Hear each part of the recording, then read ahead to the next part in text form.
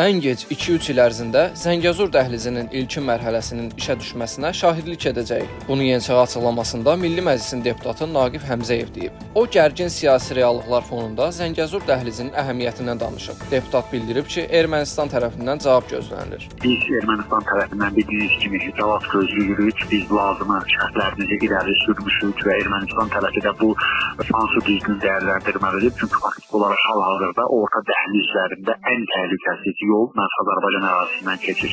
Azərbaycan bugün yük daşımaları Gürcistan üzərindən Qaradəniz və Gürcə vasitəsilə həyata keçirməkdədir. Ancaq bilirsiniz ki, bu orta dəhliz elə bir böyük layihədir ki, və burada istənilən miqdarda yük daşımaları üçün şərait var. Zəngəzur dəhlizi də bu yük daşımalarını və bu dəhlizin imkanlarını şaxələndirmək üçün əlavə bir addımdır. Eyni zamanda əgər Ermənistan və Azərbaycan arasında sülh imzalanarsa, tək Zəngəzur dəhlizi deyil, gələcəkdə digər kommunikasiyalardan da istifadə etməklə Ermənistan da bu prosesdən yararlana bilər və bu baxımdan da mən düşünürəm ki, Ermənistan Azərbaycan tərəfinin irəli sürdüyü şərtlər əsasında Zəngəzur dəhlizinin açılmasını və Ermənistanın da Azərbaycan nəqliyyat şəbəkəsinə qoşulmasını istəməlidir. Bu şans bir daha Ermənistanın əlinə düşməyə bilər. Bu baxımdan da biz mən düşünürəm ki, ən gec 2-3 il ərzində Zəngəzur dəhlizinin ilk mərhələsinin işə düşməsinə sahib edəcək. Çünki Ermənistanın başqa